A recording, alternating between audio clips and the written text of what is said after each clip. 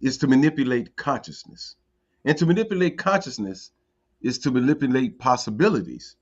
And to manipulate possibilities is to manipulate power. Welcome, welcome to the show. Got a great show for you as usual.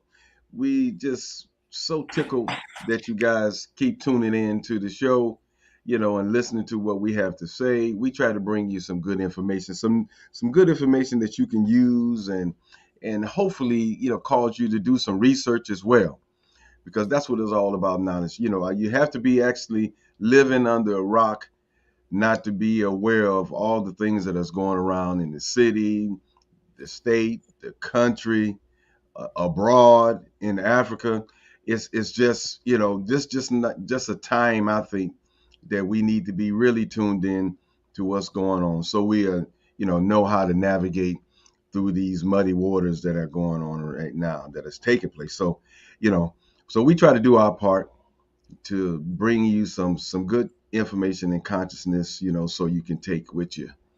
Yeah, today look like it might be a decent day. The brother Vince, it might be a decent day. For the next week, look like it might be fair. So if you need to get some things done, I guess this is the time to do. Some of the people around getting that last cut in, or getting that little rake in before that little white stuff that a lot of us don't want to talk about, but it may be here and upon us.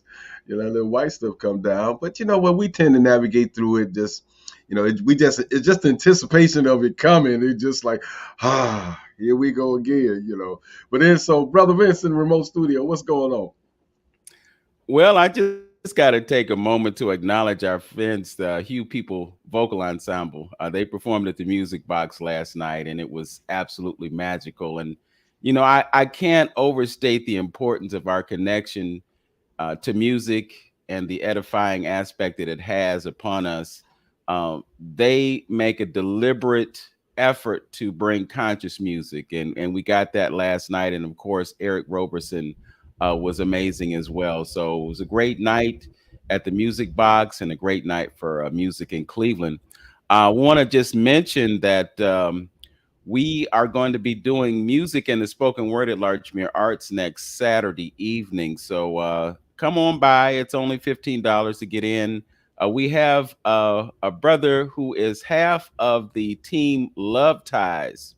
His name is Jamil Smith, and he's going to be our featured poet, and we'll have some musicians to provide some music for that event as well. So just come on by. It's 12726 Larchmere Boulevard. Today is Veterans Day, so I'm sure we're going to see a lot of tributes to folks who have been kind enough to give their service to the country and give their service to us. But I just want to underscore the fact that,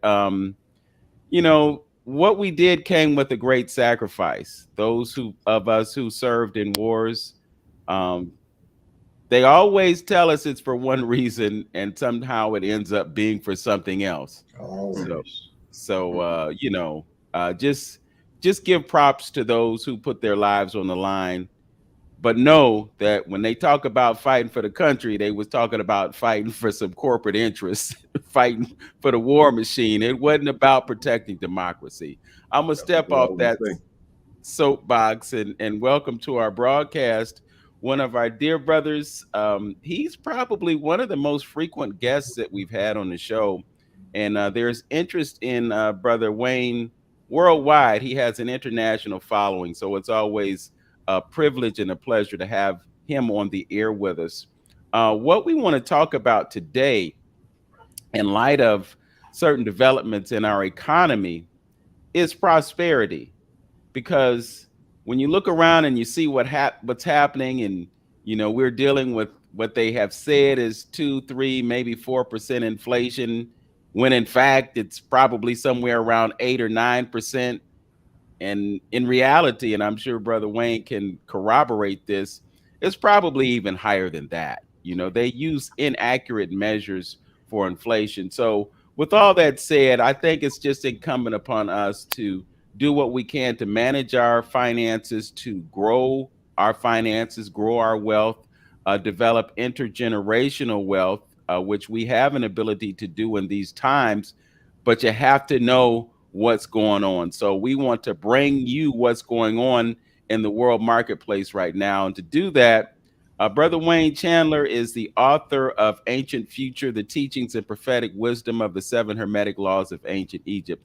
Bro, I can't tell you how long it took me to memorize the title of your book, because it's it's so easy to just say ancient future, but when you give the rest of it, you put it into perspective. And it is it's just a great book. You know, there are several books that I've read in my lifetime, and Ancient Future is one of those books that I've read two and a half times.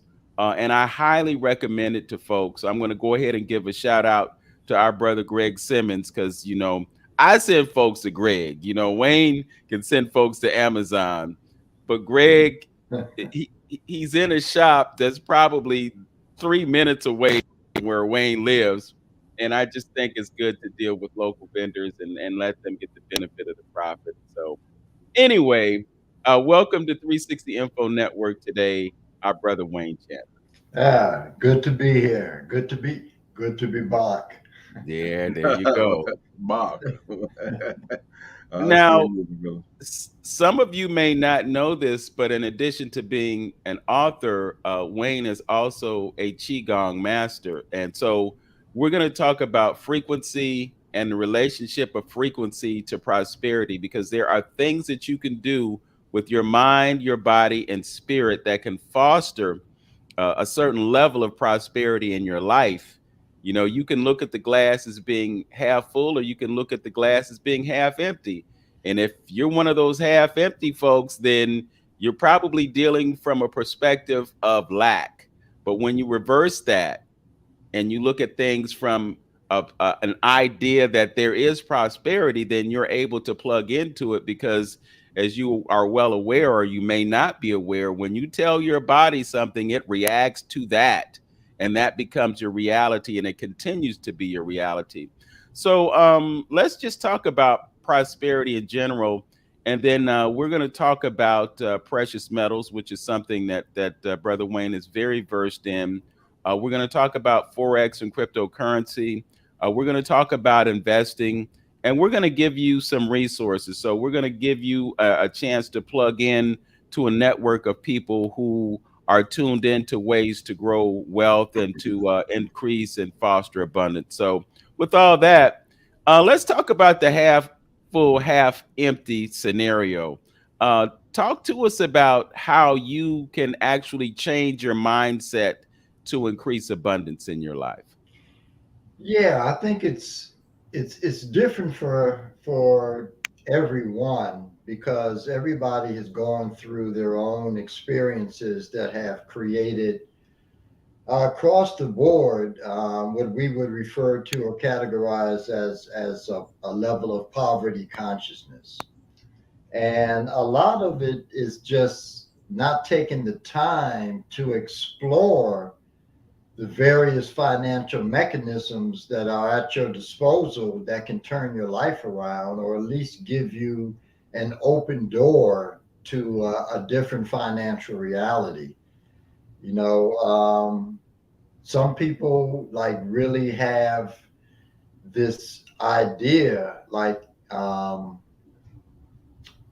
Brother David Chappelle tells this really great story of when he asked his father for some money, and his father says, well, no, I don't have it. And David said he just kind of threw a lightweight tantrum and just said, you know, I'm tired of being poor. And he said his father looked at him and he said, you're not poor. We're not poor. Poor is a state of mind. We're broke, you know. And so a lot of what we experience, in our family, in terms of what's transferred to us as young adults or young children, really sits and settles with us, and we carry that perspective as we move through life. And what happens is once you embrace this idea of this is how you're set and conditioned to operate, it follows you throughout your days. And the body, as Vince said, responds to that. So you have what's called the reticular activating system. And the reticular activating system is an area in the brain that literally responds to how one creates belief systems that they carry. So, for example, if you believe that you are less than, if you believe that you have and move in a poverty setting that is inescapable for you, the reticular activating system literally goes out into the environment and identifies those very things to pretty much manifest that reality that you're carrying in your own body mind. And so it's about how do you switch and turn off those types of mechanisms. And, that's what we as a community really is challenged with, substantially. And, that's the basic key is how do we flip that script? How do we, turn that on button that we navigate with to off to like expand our potential to give us new and flourishing, opportunities as we navigate the world, because everything is about to change now. In 2025, we're going to be in a totally different financial reality, and it's going to be global. And I was speaking with yesterday. I went to a funeral. A sister that I went to school with, Joanne Evans. Her One of her daughters passed prematurely, and in doing that, people came from out of town, and one was a good friend of mine. Some of you may know Silas Ashley, and we're sitting and talking up through the evening. And one of the things we were talking about was just the financial piece and how so many of us in our community have no idea what's about to transpire. This financial perfect storm that is moving in and around the entire global culture and is about to shift us into places that many of us are going to be very uncomfortable in going. And I'm one on of the the air, Mom. I speak on and tell people all the time, even those in the market, in the various asset marketplaces, the mantra of the WEF is that you will own nothing and be happy. And I laid this on Silas last night, and it just blew him away, that and he could begin after we talked, he could begin to see the small incremental elements that are descending upon the current culture and locking in and creating a new day.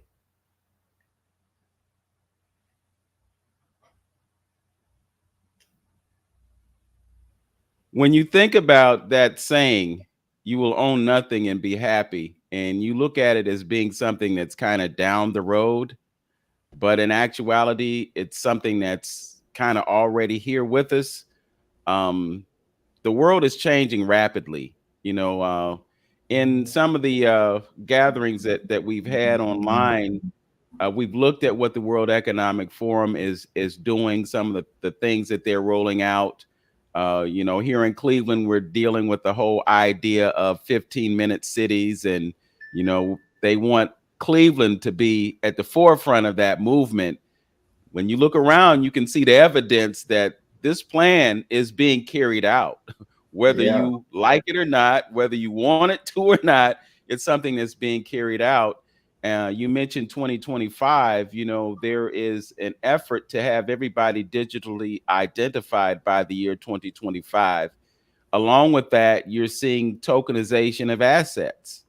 You know, so the world's financial systems, as you stated, are definitely changing. I want to take this opportunity to invite those of you who are listening to join us on Facebook and YouTube. You can chime in, you can make some comments, and we'll post your comments to the screen so folks can see what's on your mind and what you're thinking, and you can participate in our broadcast today. We're really happy to be able to have this option now, and I want to just go ahead and go on record and thank our engineer, Tone Harley, for making this possible. So I encourage you to provide your input on our program, and we'll keep things moving. Also, I want to let you know that we go into overtime here at 360 Info Network. So if you are tuned in on the radio and you tune in on Facebook or YouTube, you can go to the 360 Info Network Facebook page. You can go to my Facebook page. You can go to Hamtonio's YouTube channel, and that's The Journey with Hamtonio. You can continue to listen and watch as we bring you this great information and we talk about the world economic system. Brother Wayne, there's something called central bank digital currencies. I think that people need to be aware of them, but they also need to be aware of the role that the Federal Reserve, the nation's central bank, plays in this whole scheme. Can you tell us what you know about central bank digital currencies and why we should know about them?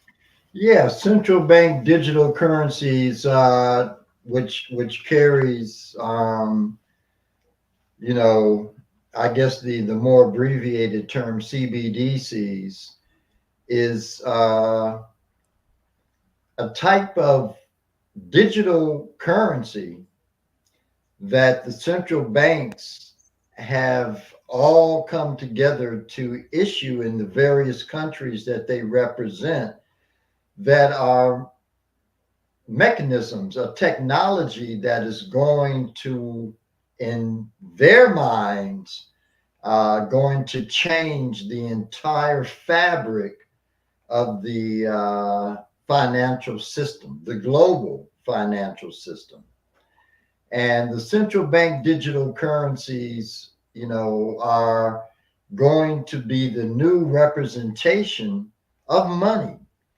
And they carry a lot of pitfalls with them, and in terms of global usage.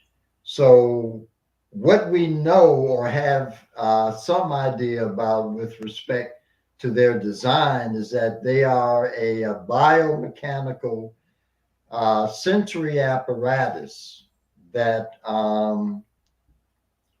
is driven by nanotechnology. And from what we've been able to see, based on information we've been able to acquire in terms of patent information, that it's a nanotech driven technology manufactured by Microsoft. And it records all of the bodily functions, sends them into a substantial database where everything you do is tracked.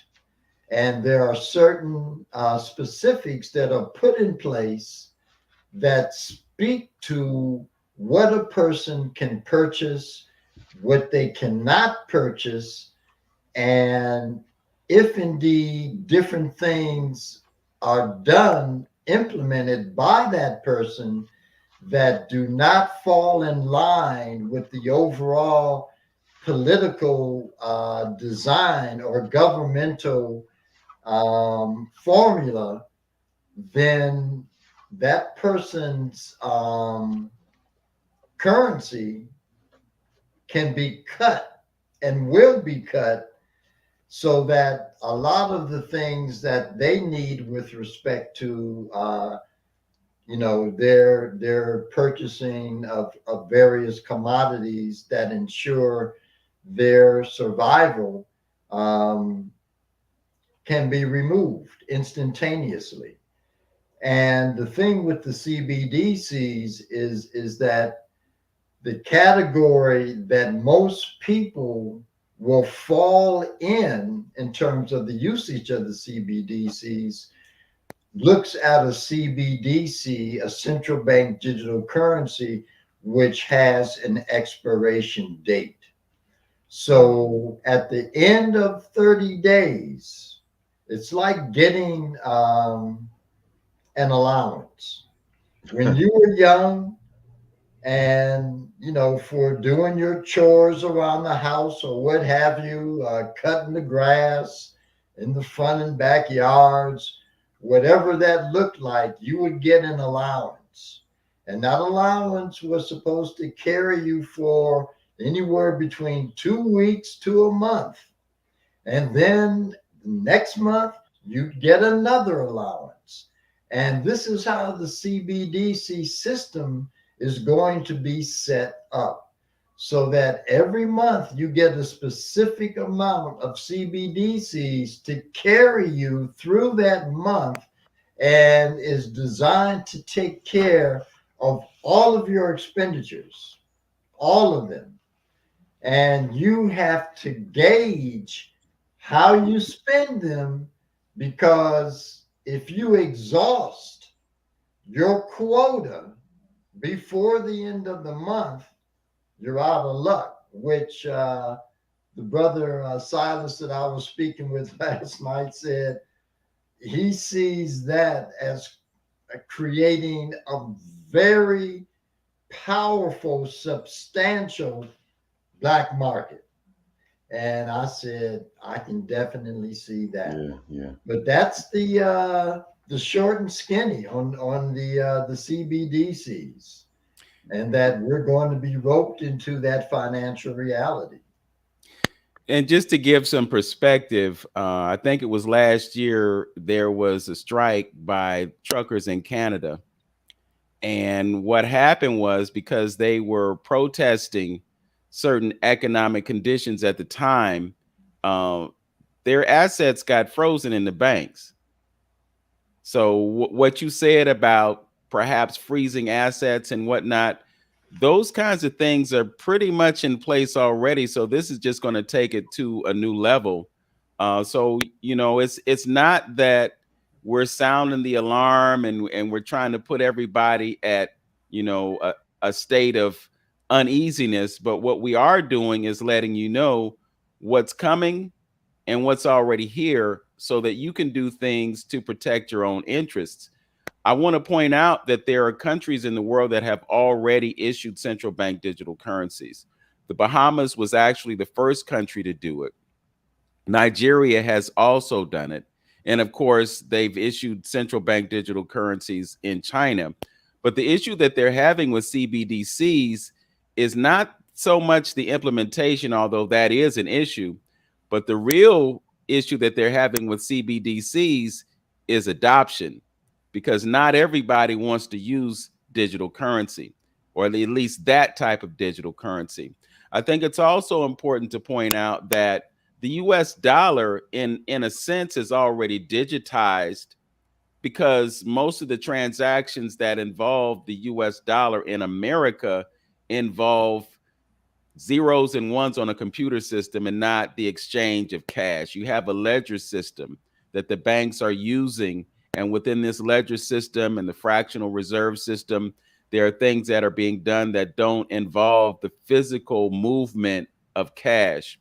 But I want to shift gears and talk about another type of money, another type of currency that is very near and dear to Brother Wayne, and that's gold and silver.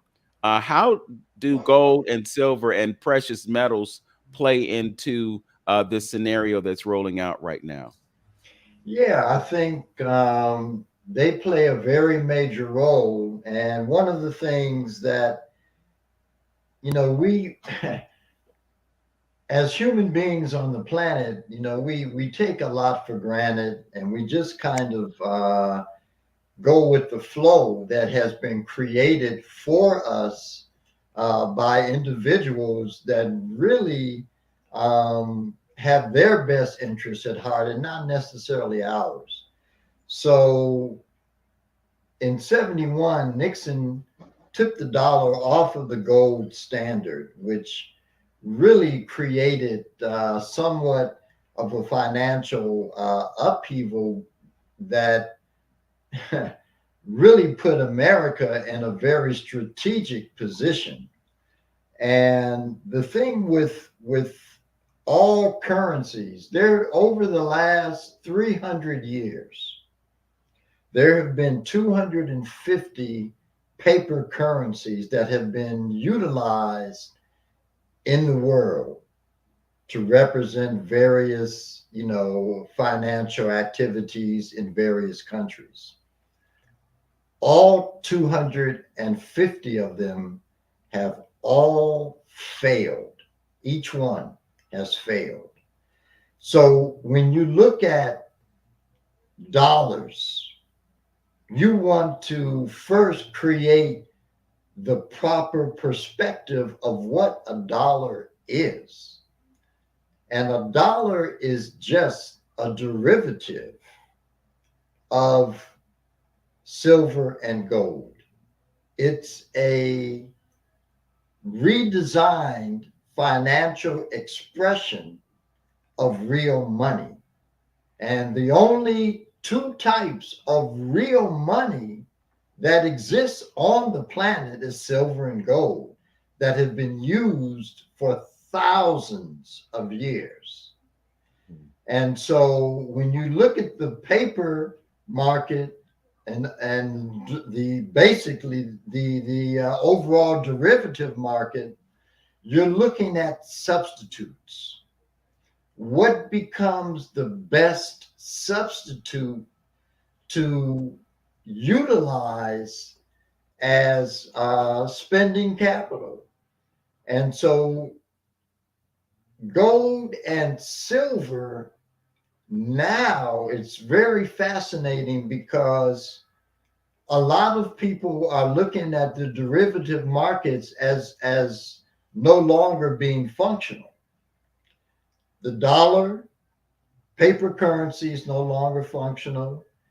The treasury notes, the bond market, all of these expressions of capital derivatives are taking a substantial hit right now, which is making them appear as to what they are, like just a substitute for real money.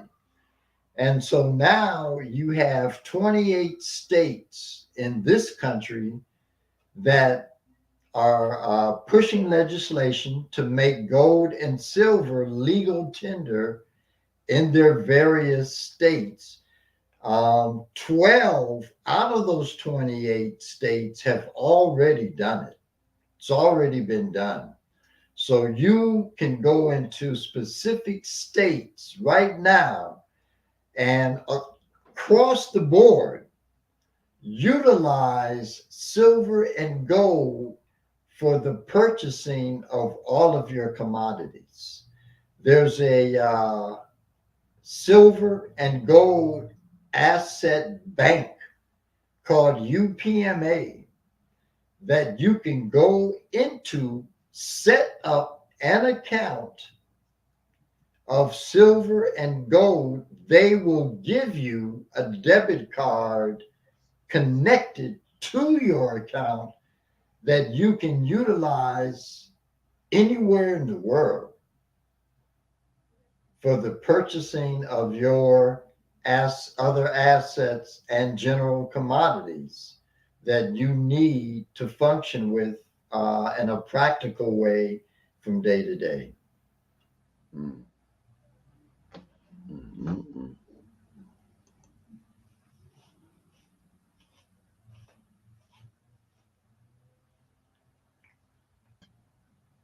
okay. There's Mute. You're muted. There was a time when people just used gold and silver, and because of the encumbrances in moving the precious metal, they decided that they would just use these certificates or these notes or whatever. So it's really important to understand what happened in 1971. There was something called the gold standard, and countries around the world could come to the United States and exchange their dollars for real gold. But what happened was everybody was coming to get their gold, and the United States was going to run out of gold. So they flipped things around and they said, okay, we'll just give you this paper, and that paper represents the value of the gold that you supposedly own.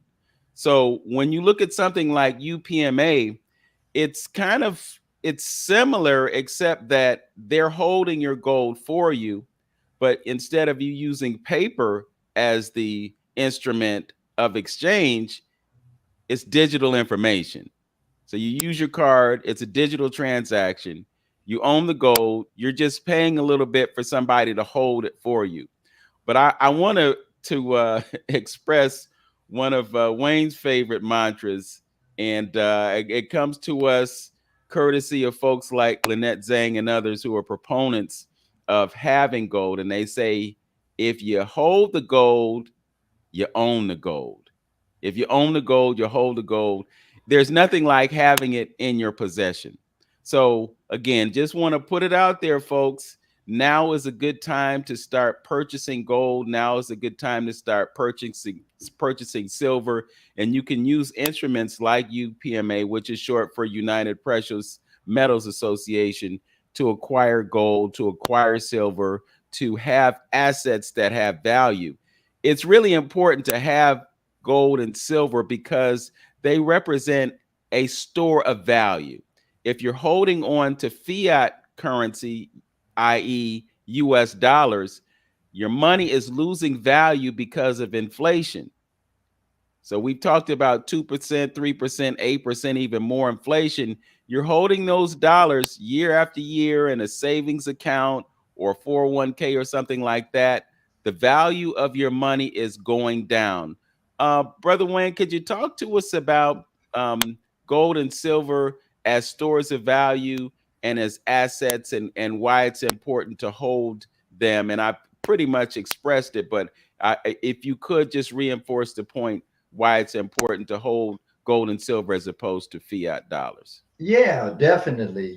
Because gold and silver, they qualify and reflect a presence of real, authentic money. And the whole reason you have a derivatives market is because of the scarcity, of these assets of being gold and silver, because to utilize them consistently, as you alluded to in your statement, other countries were coming in and turning their paper dollars in for gold. And the U.S. was like, "Nah, this isn't going to work for us." And across the board, right now, you have that same level of scarcity that countries around the world who invest in gold, who invest in silver, understand the productive limitations of these metals. And it's all about protecting them to ensure that they will see tomorrow, because right now you have like the National Geological Society. So the National Geological Society is stating that silver may become the first element to be removed from the periodic table, which is a pretty profound statement. They also say that come 2026, 27, 28, that we could very well be out of silver, because silver is an industrial metal as well as a currency. Yes. So silver literally Value. occupies space in terms of a monetary metal, in terms of an industrial metal, in terms of jewelry. Silver creates the foundation for the entire electric vehicle market, because you cannot have electric vehicle batteries without silver. Silver undergirds the entire solar paneling industry. Every Tomahawk missile that is manufactured has and needs 500 ounces of silver in it in order for it to operate. So you have silver, and the two main countries that are the major silver producers are Mexico and China. And their mines are looking to be probably completely and totally mined out by, based on this particular organization, by 2028 at the latest, you know. Wow. Yeah, that's very, very interesting. Yeah, I did do a little bit of research in the past about silver and the many uses of silver, and it talked about the possible scarcity of them. So that just brings value real actually a little bit more than gold in a sense, brings value to silver. But well, when you know, with this conversation, it brings me to what's going to happen in here. I'm sure some of our listeners are thinking and saying that okay, how are we going to operate? And it brings to mind the movie Hunger Games, where people just sitting around and waiting, to be called to get some resources, commodities, or whatever. They may be giving you a stipend or something.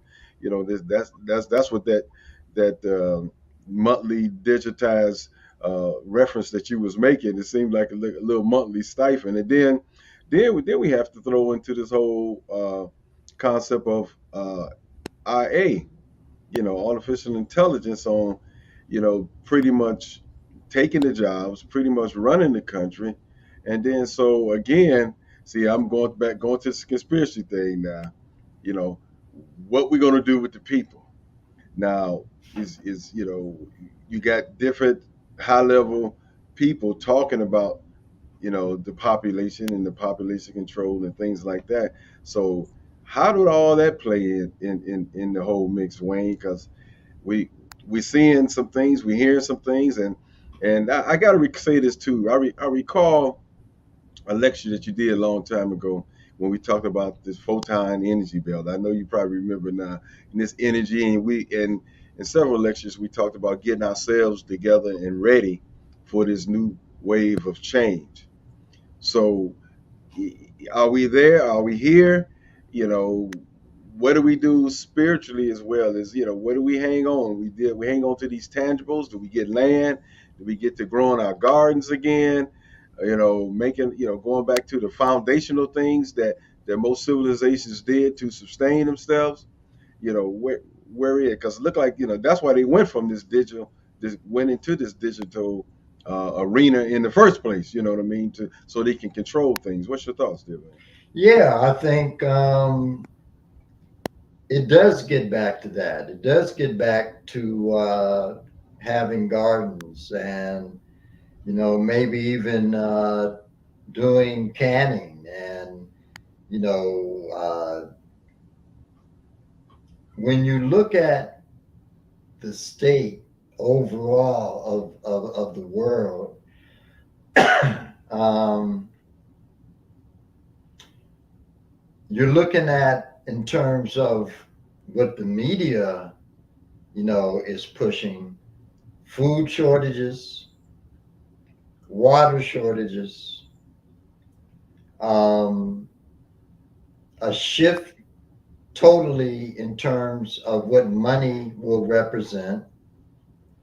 You're looking at a variety of different levels of upheaval that pretty much it depends how deep you want to go in to examine and walk around with the fear factor, because if you look at everything that's being promoted right now, especially that's coming out of the World Economic Forum, I mean, it's somewhat representative of some degree of insanity. And when you're and all, you can go to their website, and that's the other thing that is really profound, is that they're not trying to hide any of this. They're doing all of this is developing and being put together right under our noses. It's all in plain sight. They're not trying to hide. And so you have, when you go to the website of the WEF, you have an entire article there that's 2 pages on the need to eat bugs. So insect protein is going to become predominant as we turn this corner and step into the new world. And this is the new world that they have designed. People like Klaus Schwab, like Bill Gates, um, these individuals have taken the lead in determining what the new world is going to appear like. And that appearance, for those who do have a spiritual operation that they utilize on a daily basis, does not feel or look that productive to that type of individual.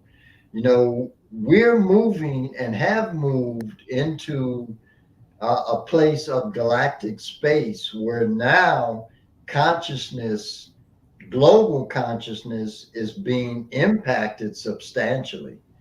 You have different things that are taking place on the planet as a whole that are very significant. Things like last July 29th, the planet started spinning faster, which through NASA and other scientific organizations and communities into a level, of emotional disruption, because that's a scary prospect, that the Earth is now spinning faster, which increases how we experience time. Okay. Other things that have taken place is that they have found another ocean underneath the mantle of the earth. And this ocean, they say, totally envelops the circumference of the planet and is deeper than the ocean that is on top of the planet. The thing that Wow. excites me probably the most is around around the planet you have what are called ley lines or grid lines, and these grids are very instrumental in moving energy Right. from one area of the planet to another. And if you look at these grid lines carefully, where the vortexes are, you'll see that every major civilization in the ancient world literally built that civilization on the vortexes of the grids. Now, we refer now to these grid lines as ley lines. And there is an entire scientific community out here that measures the energy and the transmission of that energy in and through the grid lines or these ley lines. And what they have found is that the lines themselves are in a constant state of undulation. So they're on and they're off. They're vibrant and then inactive. One of the individuals that studies these lines very profoundly feels that there has been a consistent increase in the amount of energy that these grid lines are now carrying that is going to impact consciousness in the sense that when these grids, these ley lines, turn on completely, there will be a total immersion of this planet and humanity in the general frequencies that these grids are going to project in and around the entire planet. They feel that these grid lines, these ley lines, will be totally active by the end of 2024. Brother Wayne, I got to interject this real quick. You seem like two things. That's why it's ever so important, I think, for us to be on point and paying attention, because you got a cosmic thing going on in the planet, and Yep, you got this man going yep, on to try to try yep, to, it's like, wow, you know what I mean? yep. So this man, is he trying to outrun some of the inevitable things that's maybe He's trying happening to get because in of, the way. He's yeah, definitely trying to get in the way wow, because he has that understanding, which really for him is an understanding of these processes that are coming together and manifesting a new reality for humanity. So their thing is to get out front of all of that and try to curtail, what could be a substantial imprinting and shifting of consciousness for humanity. There's this one guy, and he's very interesting. His name is David Morgan. and he's in the precious metals market. And one of the things he says when he's talking about resets, he says there will be two resets. The first reset is going to be done by man.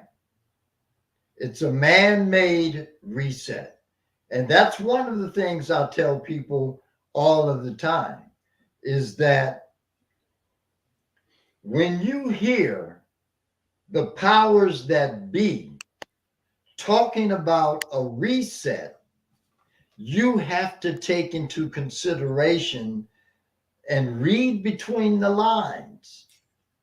What they're telling you is that the life you've been living, the program that has been operational for you during the course of the many years you, your parents, etc., have been functional on the planet in this design is getting ready to go away.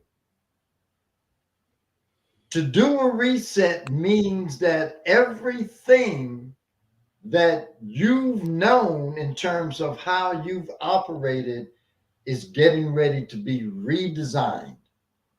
That's what a reset is. They're setting us up for a new way of being. So David Morgan says that the first reset is man-made, but the second reset will come through nature. Mm. And that's going to be the reset that is really going to determine a lot of how all of this plays out. Because you have the cosmological forces that are coming into play and determining um, various shifts of consciousness and also upheaval, in terms of telluric disturbances that would take place, on the planet. This planet has undergone extensive shifts in terms of how it operates and functions in the past, and there's no reason for us to dismiss the possibility of those shifts taking place in the very near future. So we just have a few moments before we move over to our YouTube and Facebook broadcast. But a couple of things I wanted to chime in on, Brother Wayne. One, you talked about the whole concept of hidden in plain sight.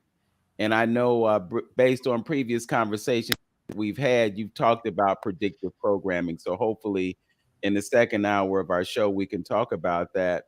The other thing that I want to bring up is the idea of universal basic income, because I think Brother Lynn touched on that earlier.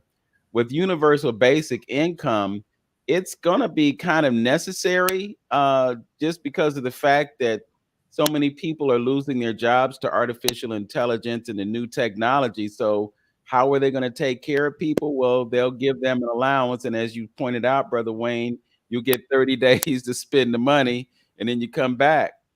In terms of a reset, uh, we're looking at a possibility that they will eliminate cash. They're talking about eliminating cash. And when you do that, you're seeing a transformation of the economic and financial system. And it's not really far-fetched for that to happen. All they got to do, just like they did in 1964, they said, okay, well, we're going to stop putting silver in your coins. We're going to use a cheaper metal. And so the money that you that had value doesn't have any value anymore. Silver in that coin means that a mercury dime that has a face value of 10 cents is now worth $13. So Yeah. that's another reason to be paying attention. Before we make the shift, I just want to remind folks that you can join us on Facebook and YouTube by going to the 360 Info Network Facebook page. You can go to my Facebook page. You can also go to my YouTube channel, and you can go to Hamtonio's YouTube channel, The Journey with Hamtonio. You can pull those up, and you can continue to monitor the conversation that we're having. Also, just a quick plug, we're going to be doing a spoken word and music event at Larchmere Arts next Saturday at 7 p.m., 12726 Larchmere Boulevard. You can get in for $15, and we're just going to take cash at the door because Cash App ain't working for a brother anymore. Cash App, they hacked my account, so we still got to get that straight. Speaking of reforming the financial system, we also want to talk about cryptocurrency and Forex because those are two things, specifically cryptocurrency. From my perspective, it's a little bit easier to navigate the crypto than the Forex because you really got to understand options trading in order to take advantage of what's going on in Forex. But we're going to talk about that and more as we continue 360 Info Network on AM 1490 WERE, moving over to YouTube and Facebook. We'd like to thank our engineer, Tone Harley, for bringing everything together for us today and enabling us to do this broadcast for you. And we'd like to thank you for tuning in. So, as always, know yourself, love yourself, be yourself, and make today your best day. Peace, family. Peace. All right. In just a few moments, as a matter of fact, right now, we're live on Facebook and YouTube. You've been told how you can tune in, chime in. You can make comments on Facebook and YouTube, and we'll do our best to get your sentiments on the air. Brother Wayne, it's been a journey of 3 years that we have been getting together and having conversations with our family and letting them know about cryptocurrency and Forex and precious metals and certain things that they can do to enhance their economic position. I want to make it absolutely and totally clear that we are not financial advisors. The information that we're sharing with you is for entertainment, education, and information purposes only. So don't go out and make any trades based on what we're telling you, and don't go out and buy a whole bunch of gold and silver, although you might want to do that based on what we shared with you. But right now we're navigating some really interesting times on the planet Earth. There's this group of countries called the BRICS: Brazil, Russia, India, China, South Africa. And as recently as August, they added 6 more countries to this block of countries that really want to institute a reformation of the world economic system. And what they're proposing to do is to back the currency with a commodity. We're looking at India, we're looking at China, Poland, some other countries in the world, Russia. They're just buying up a whole bunch of gold. But when I hear about that, Brother Wayne, I just wonder if perhaps these countries might be putting themselves in the same situation that the U.S. was in when they had the gold and they were exchanging it for someone else. From your perspective, does it make sense to back currency with gold or silver, or what are your thoughts about this paradigm shift? And also let us know about the significance of the petrodollar and the impact of the BRICS nations on the world reserve trading currency and the petrodollar specifically. Yeah, I think that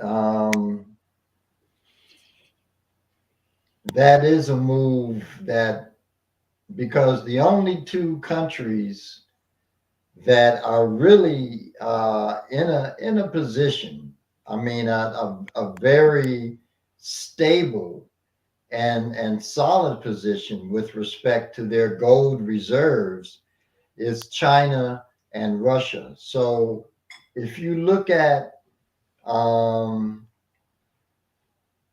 you know basically establishing a currency that's going to be representative of a new direction, in financial infrastructure, then yeah, you're stepping into the very thing that the US stepped into.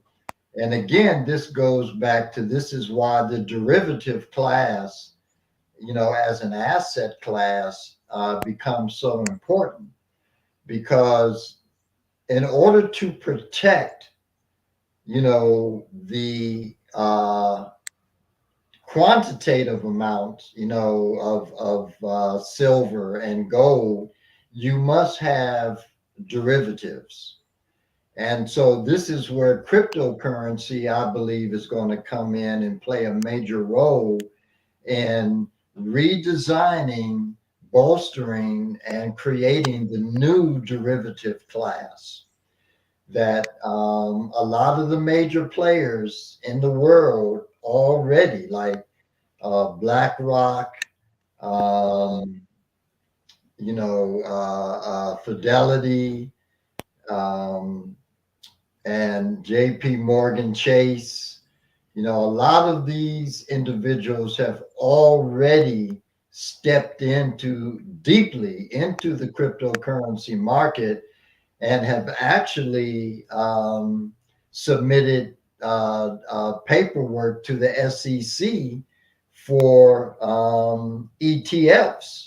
ETF approval. And you're looking at Kathy Wood with ARC. Um, there's right now a very powerful movement that deals with the I guess you could actually say that it is a reformation of the cryptocurrency, or a reigniting, of the program, of the cryptocurrency direction that everybody's going to have to like begin to pay attention to, because as a derivative market, you're going to have to look at that unless you jump over into the CBDCs. And I think this is one thing that the various political systems around the world are counting on, in that the CBDCs are going to manage the general population, global population around the world. The BRICS nations as a whole, and their relationship in terms of the pressure that they're putting on the dollar right now as the world's reserve currency, we can say with some degree of absolution that the dollar's seen its better days as the world reserve currency, and that is going, in terms of that position of power, is going to be removed. When that happens, when that takes place, we can't really put a date on that. But right now, we can actually look at the various building blocks that are creating that new design for where money is going to go, and that the dollar, as the dominant world reserve currency, is going to lose that position. Wayne, let me say something. When we talk and have these conversations, I guess I'm just gun shy. As in, if you study history and you study how this country and Europeans have done things in the past with these smoke screens and these unseen hands, that you look at, watch this while I do this over here, you know, and they Science of misdirection. yeah, misdirection. That's the word I'm looking for. And so, um, with that being said, and they have put it out there early, way in 2015 or earlier, talking about recess, and talk about globalization. That's been a conversation, and God knows how long we've been talking about New World Order. You know what I mean? That's been a normal cliche that's been spewed out there for the longest. So generally, what this man do? He puts out or he causes a situation to happen so he could come fix the problem. That's his normal way of doing things. You know what I mean? And so Right. that's why I'm gun shy. So we over here get nervous about this whole brick situation and see some of these superpowers linking up, and folks are joining up and things like that, and the things that's going on in this country, whatever. I'm just saying, just always in the back of my mind, I always got to say, okay, is this a power play? So they can say, uh, I give you in terms of this country as well. Let crime run crazy, and so when I say to you, hey, I'm gonna put a chip on you so you don't have to worry about getting robbed. I'm gonna put cameras in your community so you can see everything. But there's a double-edged sword to that always. Now I can watch you, I can monitor you, so I create this stuff, then I come back with the fix. That's what I'm saying. Yeah. Yeah, no question. I mean, that's one of the that's a very strategic way to operate, and Yeah. it has worked well for them in the past. I Yeah. mean, history shows us how well it has worked. But I think that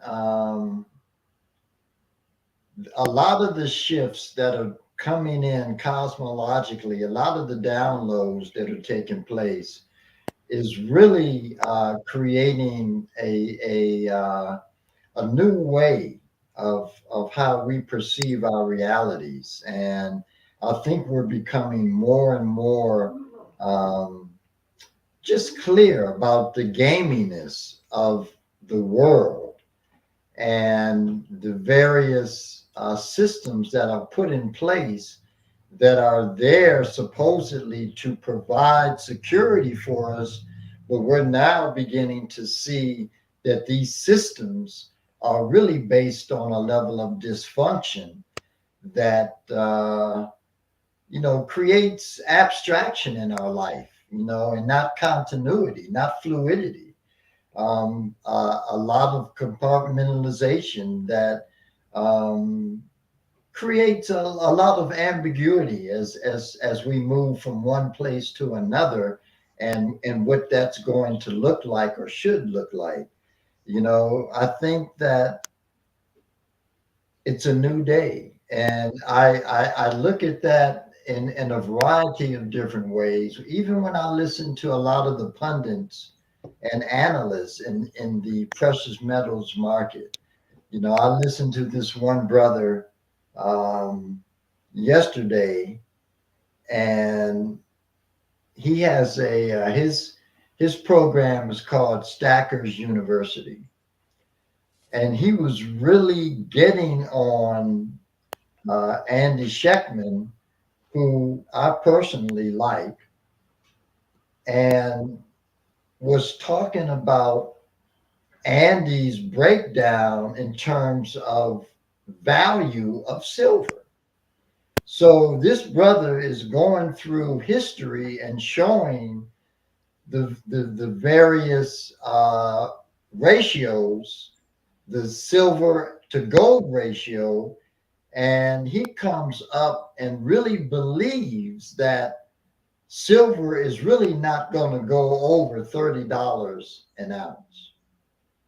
And to me, that's just pure insanity Mm, because he's not factoring in all of the other dynamics that go into the game that is currently on board to shift and create a new reality, because part of this reality with the CBDCs and everybody being subsidized, provided for by various political institutions, is that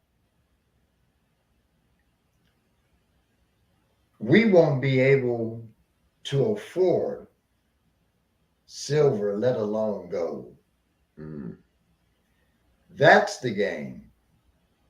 The game is to allow these precious metal assets to achieve such a high level of value that no one will be able to afford them. And therefore, you'll be relegated to your current position utilizing the CBDCs.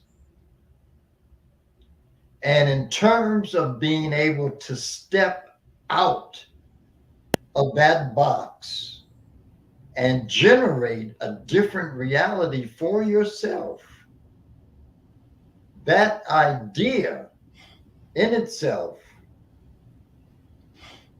will be impossible to realize. So, based on what you're saying and the current state of the silver market specifically, now would be a good time to buy silver. You stated that there's a pending scarcity, so to speak, of silver, and the demand for it in industry and as a instrument of commerce, so to speak. So, the lesson here, folks, is if you have an ability to buy silver, you might want to think about it. There are a lot of different ways that you can do that. You can go to a website like Miles Franklin and you can purchase silver directly from that website. Just to give you another gem, you can go to valcamby.com. That's VALCAMBI.com. You can actually buy gold and silver by the gram. You can also buy these instruments called gold backs. They're paper and polymer instruments that have gold woven into them. And these are a store of value. They're quite I guess in demand right now. So just go online, look up Val Canby, look up Miles Franklin, look up the Provident, other things that Provident we Metals is a good one too. yeah. Provident So Metals. They send it to you, and you have it right in your hands. They send yeah, it to you, get platinum and all that. Provident Metals. right. So I wanted to go back and talk about cryptocurrency for a minute because we did touch upon that. And we also talked about the paradigm shift that's taking place within the cryptocurrency world. Brother Wayne, you mentioned BlackRock and their application for a spot ETF by the FCC. And I want to put this into perspective for folks who may not know about the SEC, may not know what a spot ETF is, may not know the significance and what's going to happen as a result of BlackRock, Fidelity, and other companies getting involved in ETFs. BlackRock is one of the largest companies in the world when it comes to assets. And what they would like to do is purchase a significant amount of Bitcoin and offer people the opportunity to invest in shares of their ownership of Bitcoin. So this is going to have a massive influence on the cryptocurrency market because they're going to spend a lot of money. Now, last year the cryptocurrency market got up to about 2 billion, I believe it was, $2 billion, right, Wayne? Yeah. Or was it The trillion? It two, was actually 2 trillion. I'm two, sorry, way off the mark. $2 trillion. BlackRock, I think I could be wrong about this, but I think they have about 11 trillion in assets. 13. Okay, it's gone up 13 trillion. So they've got these massive amounts of capital that they have access to that they'll be able to make these purchases. With this massive infusion of capital into the cryptocurrency market, some of those cryptocurrencies are going to grow substantially in value. So, right now, you have an opportunity to purchase cryptocurrency that's going to expand exponentially in value. And these are assets that you will have access to, that you'll be able to store on your own personal device and in essence become your own banker. We've been witnessing the banks running game on us for years, since the inception of the Federal Reserve in 1913, where they have manipulated the rate of inflation. They've had your money in their bank and have had complete control of it, and now they want even more control over your money. So it's really important to pay attention to what's going on in the cryptocurrency market. And I know a lot of people think, oh, it's smoke and mirrors. Oh, it's not real. You can't hold it in your hand. But as we look at this transformation of our financial and economic system, you're seeing that assets are being moved into digital realms and away from you just having something in your hand. Oh So yeah, yeah, no question. I mean, you have Citibank, J.P. Morgan Chase, and Wells Fargo. You know, those are three of the more dominant banks in the world that will influence the direction of smaller banks that are still operational in the near future. But they've all tokenized their holdings. So if you have money in any of one of those financial institutions, your money has been tokenized. This tokenization sets up an easy imprint of the CBDCs on the token so that the transference of what a CBDC represents will easily be substantiated, with the whole concept of tokenization in the banking system that we're looking at right now. yeah. Yeah, tokenization is definitely real, and these are things, folks, that you can look up. I mean, we're giving you information, but it's incumbent upon you to do the research to find out. So be looking up central bank digital currencies. Don't take our word for it. Find out the implications of those things. Look up cryptocurrency, get an education about blockchain. What I meant to share earlier when I brought up BlackRock is just the whole pivot, and I think you probably alluded to it, Brother Wayne. 3 or 4 years ago, Larry Fink, who was a person who's running that company, he had a really dim view of cryptocurrency. He had a dim view of that whole platform, and he's done an about face, and now all of a sudden he's embracing the possibilities. But what they have discovered is that the blockchain is something that they can use to their advantage as well. Everyday people were becoming millionaires because of their ability to invest in cryptocurrency and take advantage of projects. Some people lost money with cryptocurrency. I'm not going to sweep a broad brush over that, but a lot of it is because they may not have known what they were doing. But people are becoming a lot more savvy, and people are also utilizing artificial intelligence to make investments in the crypto world, and they're doing quite beautifully with it.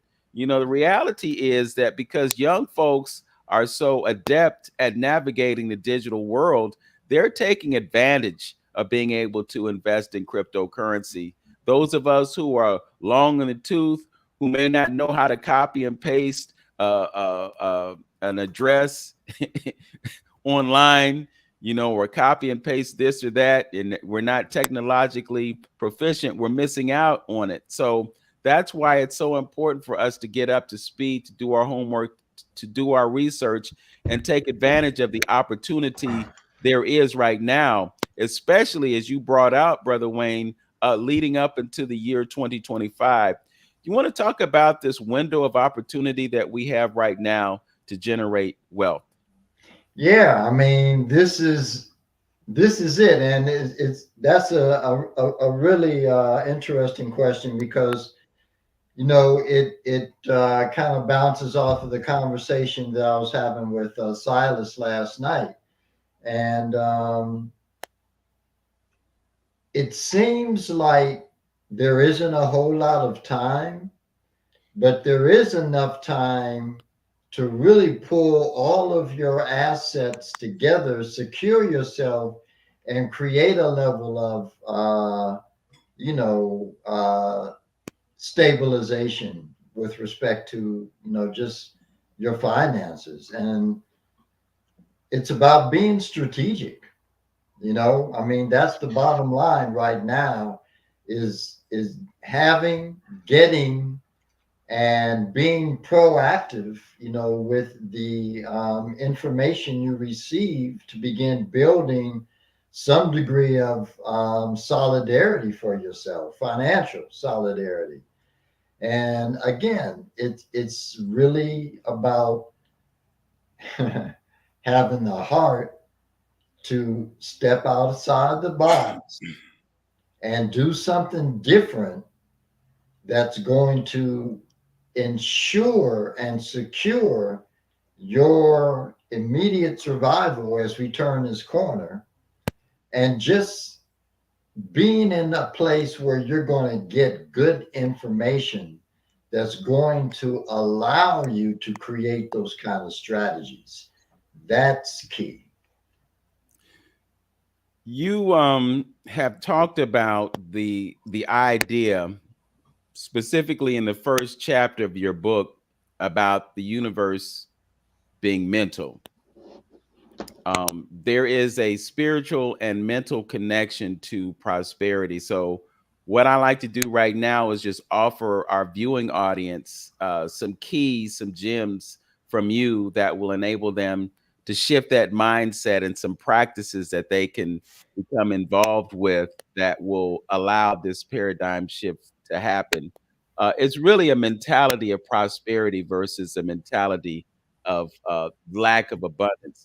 Can you talk about ways that perhaps we can shift our mental energy and our spiritual energy by using some of the techniques and methods that you are aware of to increase abundance in our lives?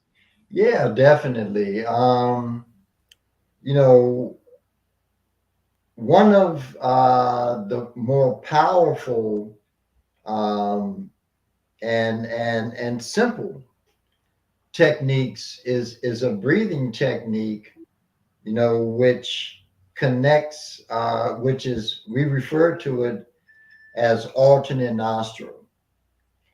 And the alternate nostril process is important because it actually connects into an area in the subconscious mind through what's called the central channel. And let me see if I can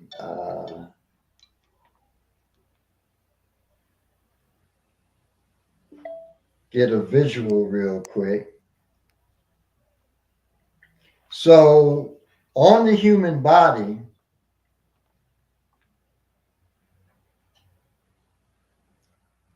and you look at this particular piece here, and let me see, I might even have this in yeah, here we go.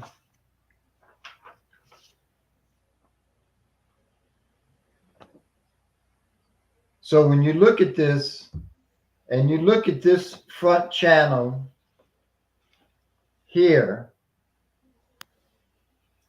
how it runs up the body into the head. So that's the channel that you're working. And by doing alternate nostril, there are two smaller channels on either side. And as you inhale into one nostril, you close off the right, inhale into the left first. And you can start, with a sequence of, say, 6 to 3. So you inhale to a count of 6, and you hold to a count of 3, block off the left, exhale out of the right to a count of 6, hold to a count of 3, inhale back into the right to a count of 6, hold to a count of 3, then exhale out of the left. So that's the basic practice. The things that make it operational is, first of all, you have to utilize tongue connection. So it's imperative that you take the tip of the tongue and place it on the ridge that runs along the roof of the mouth. When you do that, you connect these two circuits that run up the back and down the front.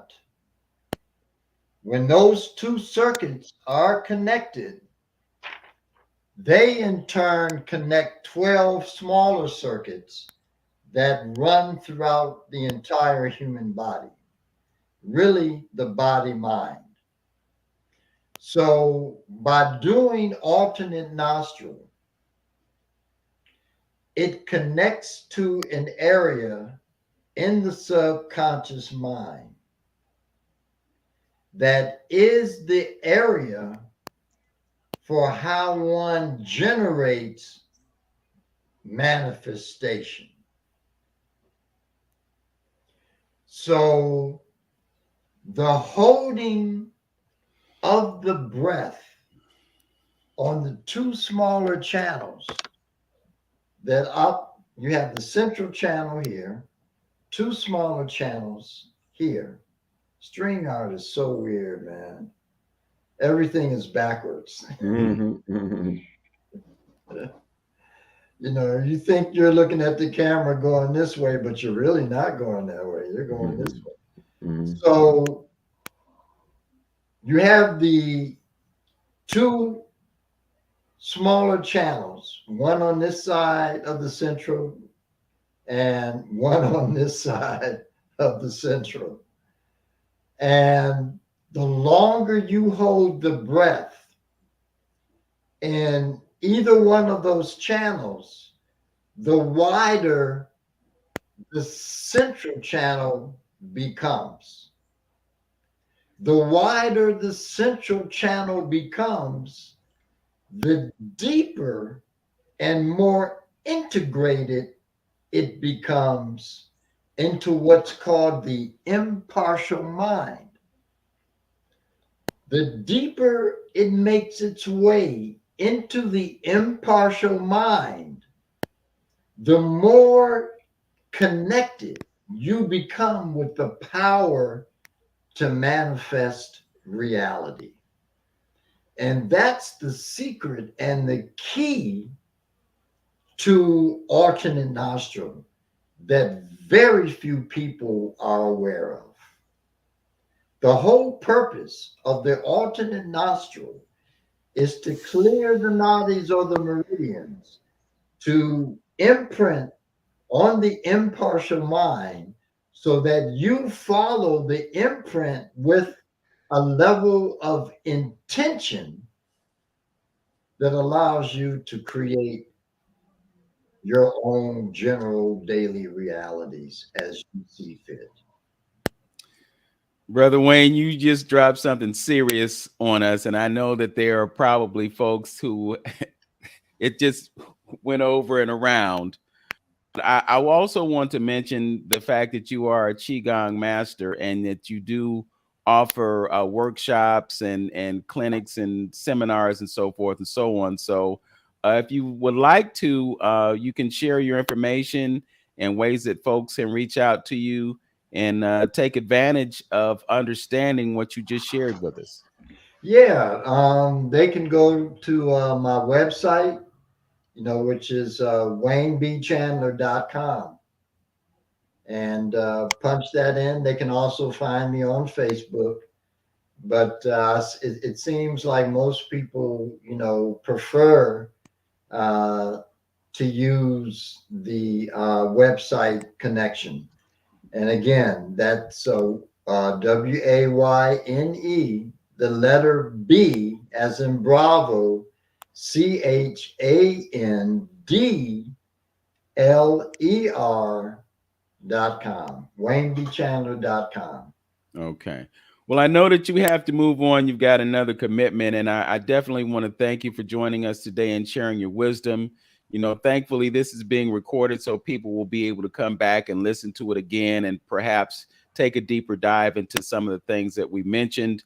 I also want to mention to you that We do have gatherings where you will be able to get information about the things that we are talking about. So I'm going to share that information on the YouTube channel. Those who want to plug in can listen and hear the wisdom that he has to share with us about precious metals and the world economic scene and so forth and so on. And I do the best I can to bring information to you about those things as well. So with that, I'd like to thank you for joining us. I thank my brother Hamtonio for creating this platform, 360 Info Network, that enables us to share the information that we do with you and do everything that we can to move the needle forward, enable people to live their best lives and live in their purpose. So, as always, know yourself, love yourself, be yourself, make today your best day.